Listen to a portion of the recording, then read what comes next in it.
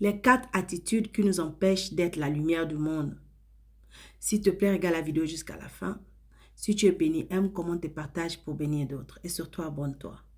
C'est quoi les 4 attitudes qui nous empêchent d'être la lumière du monde? Matthieu chapitre 5, verset 14 à 18 nous dit, « Vous êtes la lumière du monde. Une ville située sur une montagne ne peut être cachée. Et on n'allume pas une lampe pour la mettre sous le boisseau, mais on la met sur le chandelier. Et elle éclaire tous ceux qui sont dans la maison. Que votre lumière luise ainsi devant les hommes, afin qu'ils voient vos bonnes œuvres et qu'ils glorifient votre Père qui est dans les cieux. Ne croyez pas que je sois venu pour abolir la loi ou les prophètes.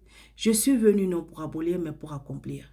Car je vous le dis en vérité, tant que le ciel et la terre ne passeront point, il ne disparaîtra pas de la loi un seul iota ou un seul trait de lettre, jusqu'à ce que tout soit arrivé. La lumière en hébreu veut dire phao, ce qui veut dire rendre manifeste, briller. Nous devons briller et rendre manifeste que Dieu est vivant par notre lumière à nous. Dieu est le Père des lumières, comme Jacques chapitre 1, verset 17 nous le dit. La lumière représente aussi la nature de Dieu. Tout ce qui est pur spirituellement, elle représente aussi la compréhension des choses de Dieu, des choses de la vie et la vérité morale, l'amour, la guérison et la restauration. Toutes ces bonnes choses sont les emblèmes de Dieu. 1 Jean chapitre 1, verset 5 dit, Dieu nous demande de manifester cette lumière. C'est aussi notre mission et notre devoir ici-bas. Il y a plusieurs façons de cacher sa lumière. Premièrement, quand on ne partage jamais l'évangile. 1 Corinthiens chapitre 9, verset 16 dit, « Si j'annonce l'évangile, il n'y a pour moi aucun sujet de fierté, car c'est une nécessité qui m'est imposée. Et malheur à moi si je n'annonce pas l'évangile. » Deuxièmement, en manifestant des mauvaises œuvres, mauvais témoignages, mauvaise attitude. 1 Thessaloniciens chapitre 4 verset 12 dit, en sorte que vous vous conduisez honnêtement envers ceux du dehors et que vous n'ayez point de personne et que vous n'ayez besoin de personne. Troisièmement, en empêchant pas les mauvaises choses de venir dans notre vie. La musique, les fréquentations, les mauvaises fréquentations, ce que nous mettons devant nos yeux, nos paroles, ce que nous écoutons, ce que nous entendons, les gens avec qui on marche, tout ça là influence notre vie spirituelle. C'est pourquoi Éphésiens chapitre 5 verset 8 dit, « Autrefois vous étiez ténèbres et maintenant vous êtes lumière dans le Seigneur. Marchez comme des enfants de lumière. »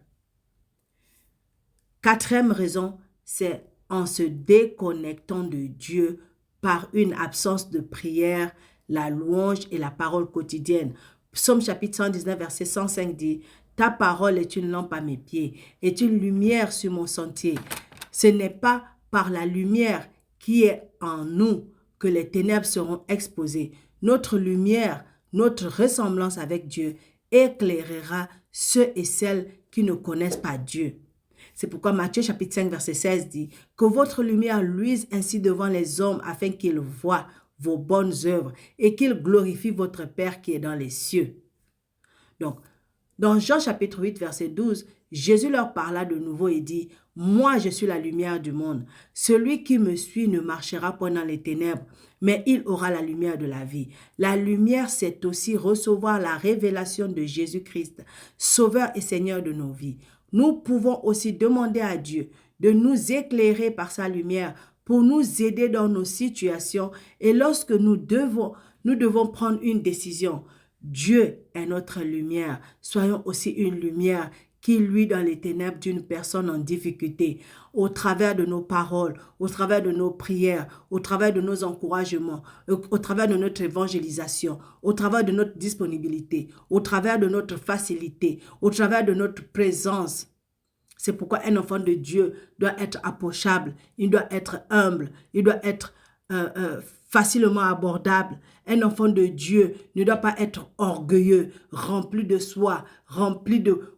Est-ce que tu me connais? Tu me parles en tant que qui? Un enfant de Dieu est humble, un enfant de Dieu est disposé à aider ceux qui sont dans le besoin, peu importe le besoin. Alors maintenant, tu sais ce qui t'empêche d'être la lumière du monde. Change tes voies, change ta façon de faire et laisse le Saint-Esprit travailler à travers toi. Il va faire des merveilles à travers toi. Crois-le. Crois-le et mets cette parole en pratique. Tu verras ce que Dieu va faire dans ta vie. Aime, commente et partage et surtout, abonne-toi.